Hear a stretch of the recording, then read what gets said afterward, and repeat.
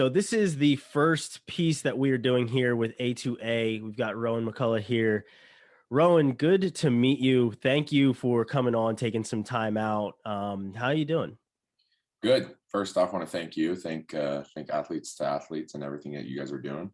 Really appreciate you guys having me on the show. Yeah, so let's start with just general background. Where are you from? What was it like growing up where I know you're from Ohio, but kind of talk about, where you're from and the athletic background. Right. So I'm from Worthington, Ohio, which is about 15 minutes north of OSU. Growing up, I played basketball, t-ball. Found out that I really wasn't good at those, so I switched over to football, lacrosse, and wrestling. Um, Focused on football in high school, but for wrestling, I placed third in state my eighth grade year. It's kind of my claim to fame with wrestling. But I think if I didn't go to play football in college, I would have went to play, or I would have went to wrestle. But yeah, so three-sport athlete growing up, decided to focus on football, and yeah. That's pretty cool, man. I was a wrestler growing up myself, and I wrestled all my life until I chose football in college. Just two sports for me though, just football and wrestling. So I completely understand that balance of the football wrestling grind that it Oh kind of yeah, puts you in. And I mean, wrestling really gets you ready for football though. There's a yeah, lot of wrestlers that are doing very well yes. currently right now. So now when you were growing up, was it you said you live very close to OSU. So was it your goal to end up at OSU kind of by any means necessary? Yeah, so I mean, I always had OSU as an option. I was like thinking to myself, if I don't go to play football anywhere, if I choose to just be a regular student, Ohio State was definitely my dream school. But kind of my goal was, I'm a big guy. I try to keep all my options open. So I'm like, Ohio State's nice, but if there's any opportunity for me to play collegiate athletics somewhere else, I'm going to try to open as many doors as I can. And I love networking with people, and I love, just going out and seeing what's out there. So obviously, Ohio State being a Columbus guy, it was a dream school, but I just try to focus on getting as many offers as I could, opening all doors as possible. Yeah, what other schools were you looking at besides Ohio State? Oh, football wise, it was Ohio State, Georgia, Cincinnati, Toledo, and a little bit of Virginia Tech. But really, I kind of want to stay on the East Coast. I went out to the West Coast and all out west for football camps. I found that kind of like the Midwest, East Coast, and down into the South are kind of my areas. That I kind of want to stay away from the South, though. I'm not a big humidity guy. I can deal with the heat, but humidity for me, I cannot take it at all. So yeah, it So was. heading off to Texas was never in the plans, huh? No, I mean, I love Texas, but at the same time, I think I kind of want to stay back home. Yeah. Well, that's pretty cool. So now when it came time to make your decision, obviously you had a host of schools that you were looking at. What were those conversations like with, your family and friends, when it came to making the decision to be a preferred walk-on at Ohio State? Right. So it's a funny story. So my oldest brother Jude was a cheerleader at Ohio State. Went on to be a cheerleader for the Pistons and the Cleveland Cavaliers when they won the World Championship in 2016. And then my other brother Liam was a long snapper at Ohio State as well. So I kind of already had a foot in the door there. I mean, it was hard to turn down other offers, other scholarship offers. I had an offer to Cincinnati, which was it was really between Ohio State and Cincinnati. Cincinnati does a different program than Ohio State called a co-op, where you basically do like a semester of internships, and that was really appealing to me. But I think in the end, it was kind of more my connections and my relationships that I already built at Ohio State with my brother. And I grew up playing football with my brother, and Liam's kind of been my rock growing up. So every single level except for middle school, we've played together. And going to Ohio State with him, I was like, what better opportunity could I have than keeping it in the family? So it's kind of a tradition that we've passed on. Yeah. Now, was it hard to make that decision, like basically passing up other scholarship offers, and was it hard to kind of get your family on board with that as well? Yeah, I mean, it wasn't easy turning down, money. I think looking at it, and I mean, I talked to my dad about it, and he was kind of him and I have more of a financial, I don't want to say financial relationship, but we talk business a lot. And it was a conversation him and I had where we sat down and said, listen, if you go to Ohio State as preferred walk-on, A, you don't know if you're going to play. B, you're going to have to pay for school. I mean, my mom's employed by the university, so I kind of got half off there, but still, it was definitely hard turning up other scholarship offers to come to Ohio State. But I think that the weight that an Ohio State degree holds was kind of the deciding factor with that. Mm-hmm. So that's pretty cool. Now, once you finally are in that recruiting process, though, so let's kind of take a step back to that recruiting process. What are you hearing from coaches, right? They all have the different spiel, and they're only going to give you the glowing review. You're going to get the glossy flyer. What is that, and how much did these pitches overlap with all these different schools? I don't want to say every single one was the same, but every single one was the same.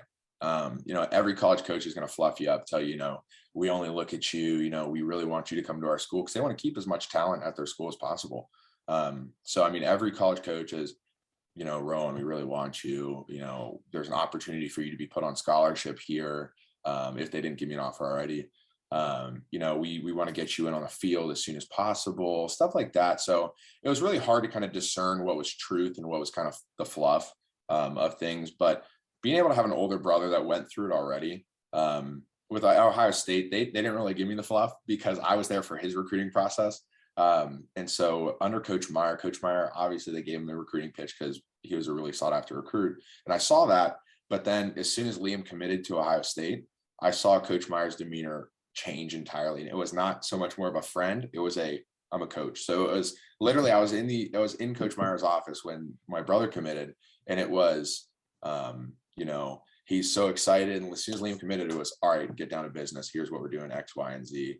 But for me, myself, every college coach is going to tell you what you want to hear, and everything's going to sound super appealing. So I think, especially what athletes to athletes is doing is exposing, I don't want to say exposing that, but bring that to light and say, this is what it is.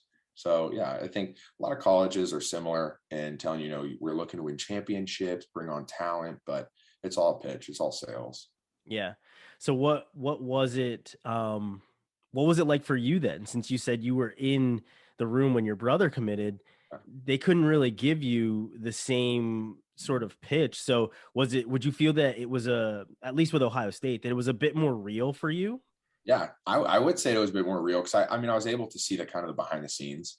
But when they're kind of pitched to me, and nowadays I think that's what their pitch is turning into, is we're Ohio State. Like, not many schools are Ohio State, and just saying that in of itself is their spiel. They have a lot of stuff that they pitch as well, like off the field, character building, personal development, stuff like that. Mm-hmm. But for me, it was more so I had that real conversation with Coach Combs. Coach Combs and Coach Meyer were the two coaches that recruited me. And I actually, funny story. So I weighed 250 pounds coming into my junior year or senior. I think it was my senior year. And of high school? Of high school, yeah. I was a big boy. Coach Meyer asked me to snap for him at Friday Night Lights. And this is before they offered me to come walk on. But I went to Friday Night Lights, snapped in front of him, in front of the entire other recruits, had perfect snaps, probably snapped the best I ever have. Looked up at him for any criticism. He just goes, "You're fat. You need to lose weight." And I was like, "Yes, sir." I'm sitting there thinking, I'm like, this dude. But looking back on it, he didn't criticize my snaps. And so it was a win for me. But yeah, that's it kind of shows you the honesty, the brutal honesty that a lot of these college coaches have. So yeah, it was really real for me. It wasn't like the glamour that most recruits get. Yeah. So once you get there, you commit and you get there. What's life like for you? You said you'd already obviously been there with your brother. Your mom works there, so you're familiar with the campus. So for you, it's probably a little bit different than most other freshmen. But what's that life balance like when you're trying to balance the film schedule of waking up very early, having practices in the morning, then going to class? What's that balance like? Yeah, it was definitely an adjustment. I've always been a disciplined guy. So time management really wasn't an issue for me. But Ohio State has a lot of, and I'm sure other colleges have a lot of academic support, where if I needed a tutor, I could pick up the phone, text my academic advisor, call my academic advisor, um, and they would have a tutor for me the next day at a certain time. And so it was kind of, it was hard to adjust, but they have a lot of programs in place to help you succeed. Um, and I think what also helped me with that is throughout high school, I had a really strict schedule as well. Obviously, the rigor of my classes was less than it was at Ohio State, especially going into the major that I chose. But sitting down with your academic advisor and saying, "Listen, you have this class. This is your class block. This is your practice block." And then after this is your free time to go to tutors, to do your homework, to get your meals in, stuff like that. So it was definitely a change of scenery from from high school, but going into Ohio State, the program really helped smooth that transition over. Hmm. Now, you touched on it a little bit when it came to majors. Did you declare as a freshman, or was it something that you figured out a little bit later on? Yeah, so I declared as a freshman. I got direct admission into our business school straight out of high school, and I actually, so I'm finance major. My brother was also a finance major, so that kind of helped me navigate. And I'm a big believer that like you can go into whatever you want to in life, but life is all a business. Every single aspect of life is a business. So let's say let's say I had a passion for makeup, for example. I would go get a business degree, and then I go do makeup on the side as a business owner.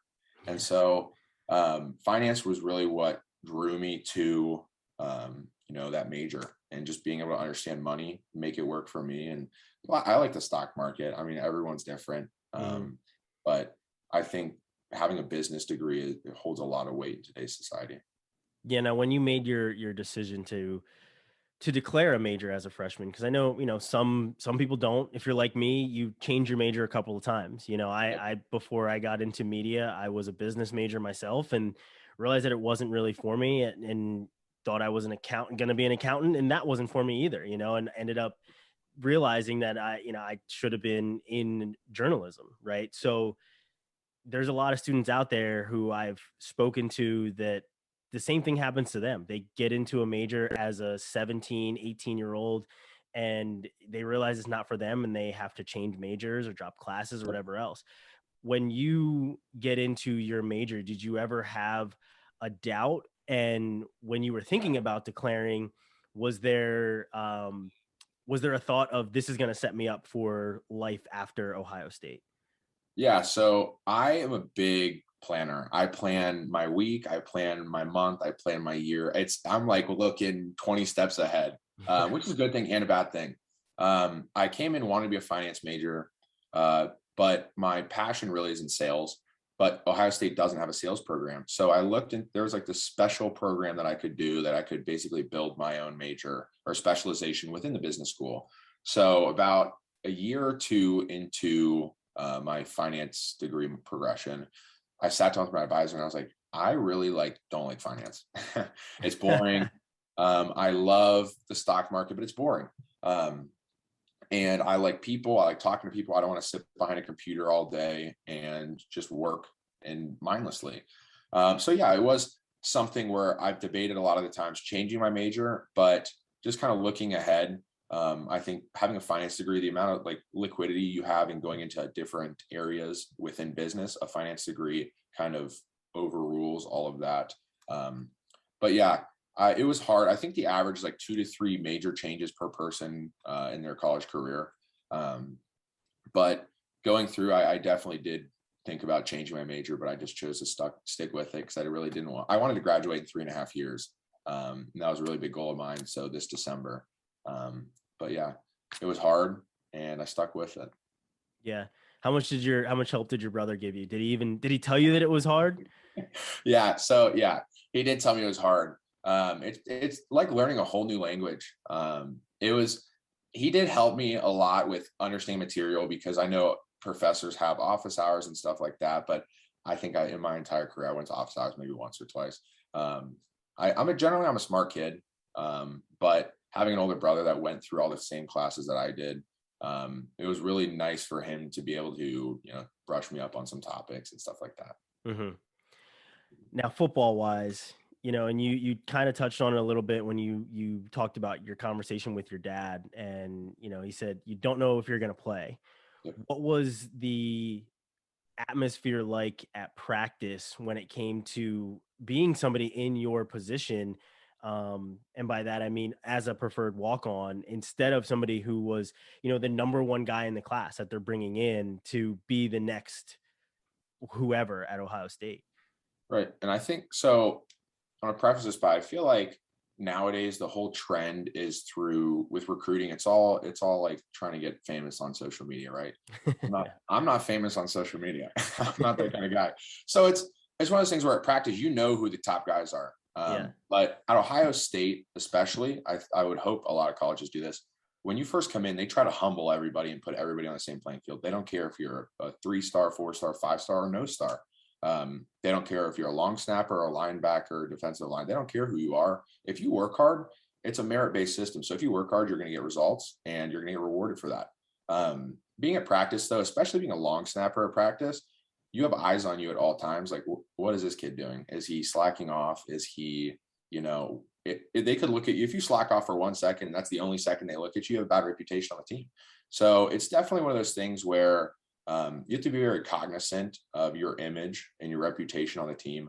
You have to know your place. And for me, being like a leader on the team wasn't, it didn't mirror how a top guy could be a leader, right? Like, I'm not going to be a team captain per se. I'm not going to be the spokesperson for the entire team. I could maybe, but you got to know your place, and you got to know when to lead, know when to follow. So everybody has a role, and I feel like at Ohio State especially, they did a really good job of humbling every athlete and basically saying, hey, if you work hard, you're gonna get rewarded, and if you don't, you're not. Yeah.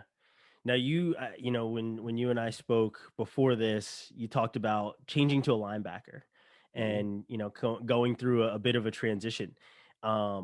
What was that conversation like? Did you bring up that conversation with the coaches, or did they come to you and say, hey, we think that you could, get on the field a little bit more if you switch to this? Right.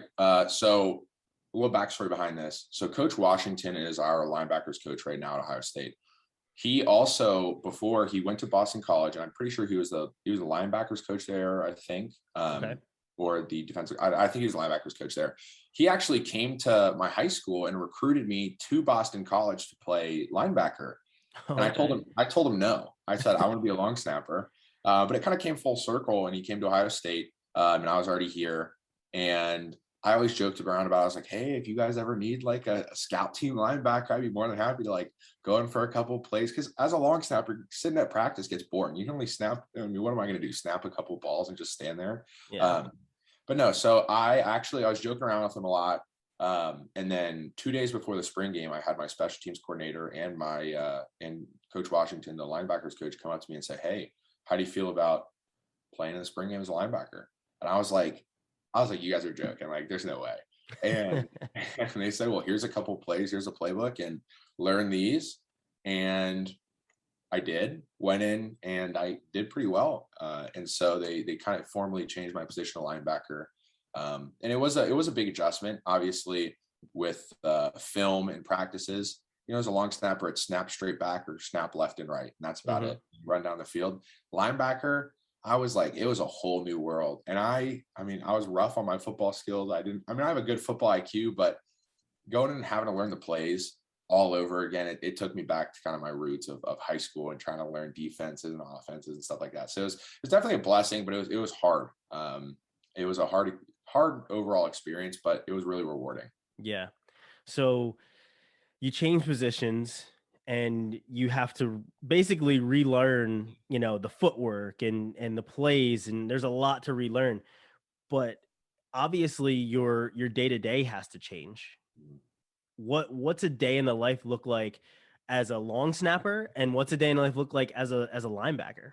Right. So as a long snapper, I don't want to say long snappers and special teams in general places more value. I don't want to say more value on academics, but we focus a lot of our time on academics and off the field stuff, where if I'm able to I'm able to skip meetings, or when other teams in meetings, I can go work on homework. I can do tests and stuff like that. I can meet with my professors, but you can't really miss a meeting as a linebacker. You got to be in there. You got to know, the ins and the outs and stuff like that. So um, usually as a long snapper, we would come in, let's say for fall camp, for example, come in, you have practice, the team and everybody goes to position meetings and all the specialists are,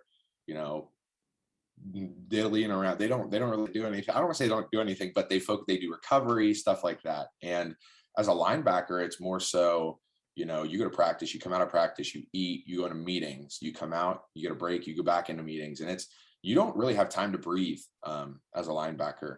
And I think film study. What time are you waking up in the morning? Like, what's the first thing that you're getting to as a Okay. linebacker? So it was, for me, waking up in the morning, we would have workouts at 6:30 in the morning. So I'd wake up I was always the earliest group. That's kind of, they viewed, I was a linebacker, but they viewed me as a specialist still. So I would wake up at probably, if it was at 6:30, I'd wake up at 5 because I'm weird about this. I always have to take a shower before I work out or anything like that. So I'd wake up at 5, take a shower, come in, get ready for my workout, do some recovery stuff, some stretching, some preventative stuff for injuries, work out, and then we would go into meetings afterwards. And meetings, Coach Washington's really famous for, he's like, oh, this is gonna be really quick. And he's like, it's gonna be a 30-minute meeting, and it turns into an hour and a half. And I love the guy, don't get me wrong, but it was definitely like special teams is very concise. Here's performance. We either made the field goal or we didn't. We made the punt or we didn't. Linebackers, it's definitely, you are pushed and you're quizzed on the material, stuff like that. So it was definitely a change of scenery. Yeah. So would you say that becoming a linebacker changes your entire day from anything, right? Yeah. Yeah, I would. It was more of a focus on football. I think as a specialist, as a long snapper, I had a lot more more free time and a lot more time to, say, oh, I snapped well, I didn't snap well, I'm going to brush it off, come to the next day. And I could just push that aside and focus on, my work or social life or stuff like that. As a linebacker, you can, even if you do well, you still got to stay on top of it. You still got to learn, you still got improvement. So it's literally, you got meetings and meetings and meetings and meetings. And then even when you're out of meetings, it's them sending you film of you in practice saying, hey, this needs to tighten up, or this needs to change, or hey, here's a recommendation for next time. So as a linebacker, it's a lot more structured and a lot stricter. Mm-hmm. So moving on, let's kind of dig into, the meat of your story and why you're no longer playing. So how does that come about? What forced you to retire at such a young age in your career? So starting off my career at Ohio State, came in, my brother's obviously the snapper. My first year I redshirted, took a backseat to Brad, who is the snapper now. And then I got COVID September, literally 3 days ago, a year ago, 3 days ago, September 10th of 2020. And I developed a heart condition from it, a rare heart condition called myocarditis, which is the inflammation of the heart. Scarred my left ventricle pretty badly. And usually it would take about 6 weeks to recover. But mine took 4.5 months. It was pretty bad. I got able to be cleared for the Big Ten championship.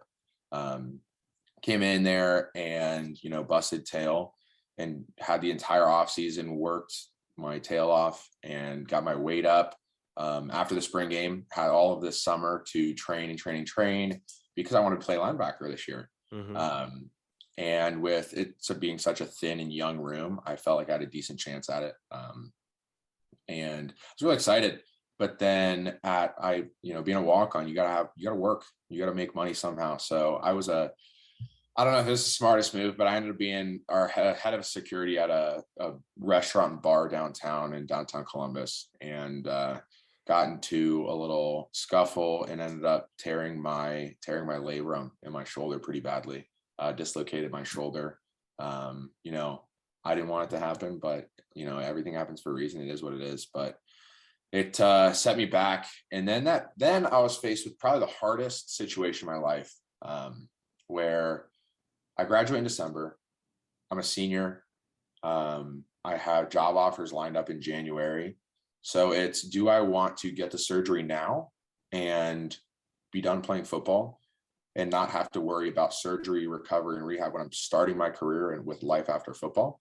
Or do I want to get my push my surgery to January after the season's over, stay with the team, risk injuring my shoulder even more, where it could impact life after football? Because I want to be an active guy later in life. But it was hard because I looked at myself and I said, do I really want to forego my senior season? And, it was just one of those things where I had to sit down with my parents. I had to sit down with my grandma, my brother, and I ended up choosing to focus on myself, my own mental health. And I went with surgery before the season, and it was hard. It was a really hard decision to make.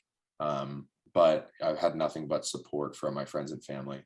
And life after football's only gonna last you. College football's only gonna last you, what, 3 to 4 years, maybe 5 if you redshirt or take an extra year. But life after football, you're gonna have 40, 50, 60 years after that. And that's really what drew me to make that conclusion and that decision. Hmm. So when things change, you're no longer with the team. What's life like? I guess what's life like now, right? That you're just a student. Right. So it's definitely a big change. Having my day full of football, full of, I get free meals. I come in, I get a workout plan. I don't even have to plan my own workouts. I just come in there and they tell me what to do. It's super structured to basically I'm on my own. Haven't done anything with the football team since. So it's basically like, good luck this semester. See ya. And that was the reality of it. And it was hard, but throughout Ohio State, I've set myself up, or I've tried to set myself up with connections, because I realized that for me, the NFL probably wasn't an option the way my career was playing out. Hmm. I got the second string spot, and I just realized, maybe football isn't going to be a career in it. It's football is something I like. Football, I don't love football. It's definitely a means to an end, and it's a platform that I can use to share my own personal story, make connections, and build my career afterwards. So I focused on, getting as many internships as I could while I was in the football program, really worked on how can I utilize Ohio State rather than Ohio State utilizing me. So I took advantage of all the connections, the alumni we had, any kind of internship experience, networking opportunity, career fair, stuff like that. So I would get connections with LinkedIn, phone numbers. I'd cold call people and just say, hey, I'm an Ohio State football player. How can I add value to your network? And just be able to have those conversations with people. But it was really hard. So now I transitioned into filling my days with, I work 2 part-time jobs and I'm a full-time student. Before this, I was talking to you about, I mentor this kid with Down syndrome every morning for about a few hours, 2 to 3 hours a day, his companion for the semester at Ohio State. And then I go to class, and then I go to work at night. I work on the weekend still as a bouncer, head of security at this bar. Get paid pretty well, but now I got some structure in place where I'm not going to be getting hurt. So Yeah. definitely just filling it with work, trying to save up money, investing money, and setting me and hopefully my future family up for success in the future. So as a young student coming into Ohio State, declaring a major as a finance major, um, how much of these thoughts about life after Ohio State football did you have to make sure that if something like this did happen, that you would still be in a good spot? Right. Yeah. So like I said, I'm a planner, and ever since I was a freshman in high school, I was like, I'm ready to be done with school. I'm ready to have a family and start a life, which is a good thing, but it can be a bad thing because then you don't enjoy the season that you're in. Yeah, you're kind of rushing through things a little bit. Right. So it was definitely something where I had to press pause and be able to say, okay, the moment I'm in, how can I appreciate the moment I'm in, but still look for areas of opportunity and areas of growth that I can, set myself up and my family up for success in the future. So yeah, when I declared my major, it was really something I kind of declared my major because I did want to set myself and my family up. Because finance, I was thinking to myself, if I can make my money work for me and understand how money works, I'm gonna be able to, live comfortably with my family. And I've always been a family oriented man.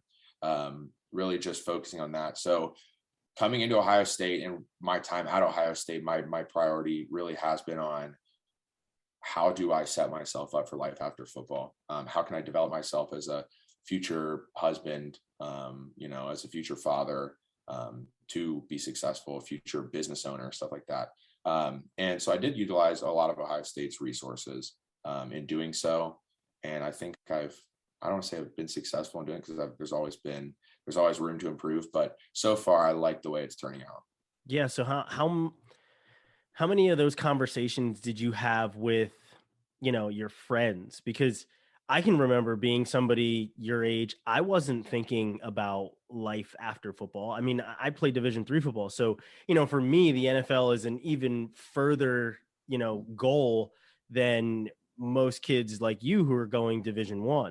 So it wasn't a thought for me, right? But I wasn't thinking about, okay, this is something that I feel I can get into and something I can look to down the road. Because like I said, I changed my major a couple of times. I didn't know what I wanted to do. So how many of these conversations are you having with your peers, your parents, your brother about life after football, and knowing as an 18-year-old that you want to set yourself up for a just in case measure like this, or just even if your career pans out and you decide to be done with football and move on with your career?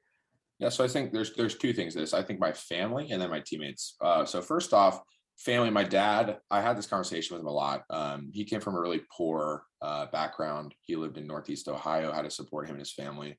So he's kind of instilled those values in me from a young age, and so it kind of drove my line of thinking. And so I've always kind of been future oriented. But secondly, with my teammates, at Ohio State, they have, it's the place to go to the NFL. And so people joke around and say NFL stands for not for long, right? There's always going to be like, you're going to go to the NFL for 3 to 5 years. You're going to make, let's say five mil a year. But then what are you going to do with that money? Are you going to spend it all? Are you going to get a fancy G-Wagon? Everyone wants to buy, houses for their parents and their grandparents and do all this crazy stuff. But how are you going to do that legitimately? So I'd have these conversations with my teammates, of the teammates that were going to the NFL. They kind of set in their ways because they looked up to a lot of the other NFL guys and how they were managing their own money. But for the other guys, being a finance major, especially, I talk to them. I say, hey, do you know what investing is? Do you know what a Roth IRA is? But if you go up to them and they're going to think you're like a little computer nerd or finance. They're not going to be, they're not going to listen to you. So it's more so of the conversation of, hey, how would you like to, take your $5,000 that you're about to spend on a designer Gucci backpack that you really don't need, because we're provided backpacks by Ohio State. How can you take that $5,000 and turn it into $50,000 by the time you retire? Mm-hmm. So instead of spending that, $5,000, you can multiply by 10. Yeah. finance in my head. Multiply by 10. Yeah. So it's more so coming at it from that perspective. And I think, we could go down the rabbit hole of talking about education systems and, people's upbringings, but I'm from Worthington. I'm a white kid from Worthington, Ohio. I probably had there's not much diversity. I was a sheltered kid. I had a nuclear family. My parents were pretty stable growing up. And I did have that education, that realization that, this is how my dad did it, and I'll try to follow suit. So it's more so I saw that in myself, and not saying not to discredit my teammates and their upbringings, but I saw it myself, and I saw my own situation. How can I use my situation to help other people? So just getting people aware of it, saying, listen, you invest your money. And if you invest your money, you can be very, very, very wealthy later on in life. And I feel like that was the big appeal. And so having those conversations with my peers, my teammates, even people in class, my general education classes that I could talk to, it's just some of the passion of mine. Like, listen, why are you spending your money now when you can just have multitudes of it later? Yeah. So let's dig into kind of a newer topic. It's kind of the topic kind of going around the NCAA is the NIL, right? Yep. Oh, I And could talk about this for hours. well, the thing about it is, you just talked about how before the NIL was even really a thing, you're already talking to your teammates about taking that 5 grand and investing it Right. and doing right with that money. Now the Mhm. NIL comes along where there's way more opportunity than just that $5,000. Yep. What kinds of have your friends started to seek you out and be like, hey, remember that time you tried to tell me something and I didn't listen? Now I'm ready to listen. Has that Yeah. happened at all? So I've actually had conversations with my teammates. There's my big concern as a finance manager and a business guy. I am betting, and you can mark this all down. I am betting there is going to be some player suspended because they got in trouble with the IRS. These kids, there's no education. As for right now, I don't know of any education and programs put in place to educate these athletes on, you know, taxes and what, like, in how you're going to set up your brand and your company to mitigate liability and stuff like that. There's not. And being a business major, that scares me for my buddies, because yeah, it's a big business opportunity, but let's say your parent claims you as a dependent and you get gifted this, let's say I'm Jack Sawyer, for example, and for easy math, let's round up to it, you got $100,000 truck, right? You got a brand new truck, this NIL deal, fancy, shiny. I don't know what his contract is like, but let's say the taxes and stuff like that aren't included in the contract. Your parents are getting a 40%, tax. They're getting taxed at 40%. You're gonna have to pay taxes on that $100,000 truck. Where are you coming up with that money? Like, these guys don't know that. Or let's say, for example, you sign a deal with Germain Honda or Germain Ford, yeah, and you do a commercial for them, but something goes wrong in the contract and they sue you. They paid you $5,000 for the commercial. If you don't have an LLC set up and that $5,000 isn't sitting in that LLC, they can sue you personally for whatever they want. So if you don't have this knowledge and this protection, and you don't know about it because you're just oblivious to it, you see money, dollars, and figures like that, and these big figures too, especially as for walk-ons. Like, I've been approached for opportunities that I'm like, what? Like, I'm a backup long snapper at Ohio State. I don't even play. I got a heart condition. I just turned to be a linebacker, and you want to come and do this with me? And I'm like, dang, dude, like, the opportunity is there, Yeah. but the education isn't. And so I've had these conversations with these guys, like, you can do this, but you have to understand, you have to set yourself up to be safe and mitigate your liabilities in order to be the most successful person that you can be, business person that you can be. Yeah. So your friends have started to kind of seek you out a little bit Yeah. for this type of knowledge now. Yeah, I mean, it's not so much of them being like, "Hey, I know you," or like, "Hey, Rowan, you're the business guy." It's more so of like me looking up saying, "Hey, you know, you may want to consider this." And then word gets out, and then they come to me and say, "Hey, Rowan, what was that you talked to so and so about?" And I'm like, but I've actually talked to one of my professors. He's one of our good friends, and we're actually setting up a program at Ohio State to get that education out there for these guys, because it is very pertinent for them to understand this so they don't fall into this trap. Because Yeah. Ohio State, basically what they said is, we don't claim any of this. NIL is all you guys. We're not held liable for anything, which, I mean, you can create your own opinion on that. I personally don't agree with it. But at the same time, I feel like as a football team, you should be supplementing these players with an education or a academic learning opportunity to become educated on this. Mm-hmm. Mhm. That, I mean, I'm glad that there's an opportunity for athletes to make money off their name, image, and likeness. I think it's great. I wish it was around when I was playing. Not to say that I would have had trucks thrown at me, but having the opportunity is way better than not, right? So I can completely understand what you're saying. You get a little bit of money, and you see it a lot. You've seen it with professional athletes. You get a little bit of money and it disappears pretty fast. It can disappear quicker than it hit your bank account. So, Oh, yeah. equipping them with this knowledge is a really, really big deal. So, like, when you're having these conversations with your teammates, or your family members, mostly your teammates right now, who are in this position to collect with the NIL, how receptive are they, and how many of them have taken your advice? Right. So I mean, a lot of them are receptive because they're like, dang, I didn't even think about that. But you always have those few who are just like, I don't need that, whatever. I'm not going to get in trouble. Um, but another aspect of that is now that you have that money, what are you going to do with it?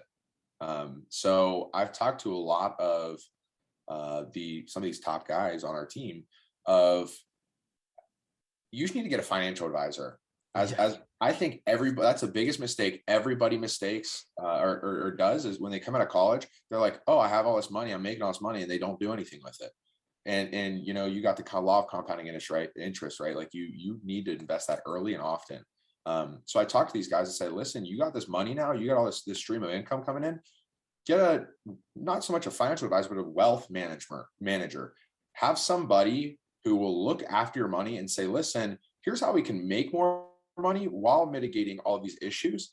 And on top of that, how can we, you know, take into your personal goals, your financial goals to where you want to be? And so a lot of guys are receptive of that. But you always have those few stragglers who are like, I don't need it. I'm going to be making enough money. I can do whatever I want. So How many of them have yeah, tried to hire you so far? Any of them?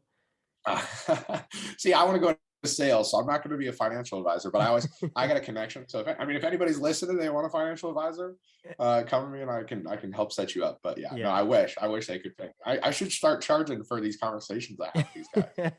Yeah, I mean, as somebody who is such a business minded man, I'm surprised you haven't tried to, capitalize on it at least a little bit.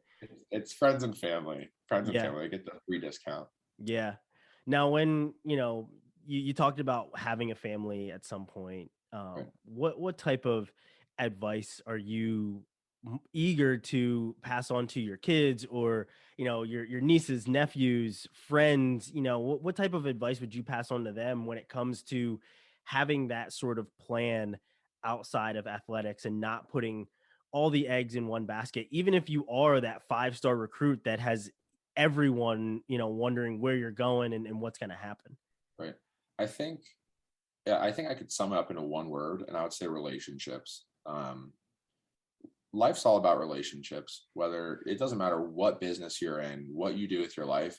Life is about relationships. It's not necessarily what you know, it's who you know. That's a really popular saying. So I think the advice that I'd pass on my kids is make as many relationships as you can. Even if you know that you're not going to utilize them, you never know where they're going to go and what they're going to do and how you can add value to their network and how they can add value to your network.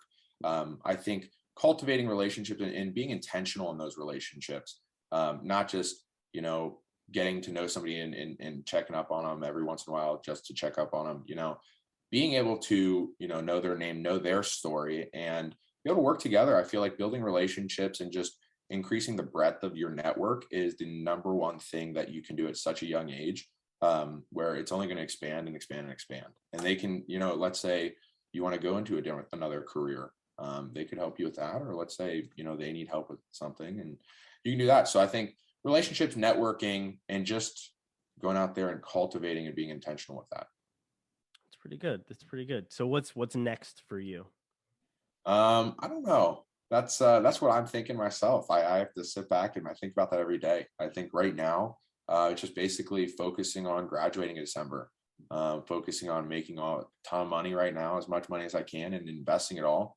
I have a pretty good job offer, not job offer, but I'm looking at this company. One of our family friends is director of sales for this company, so it's located in Boston. So if I ended up choosing to go out there, it's pretty expensive out there. And I've always lived at home, so I've been saving a ton of money. But hopefully, if that comes to fruition, that'd be awesome. But just to continue to develop relationships for me and save my money and continue to work. So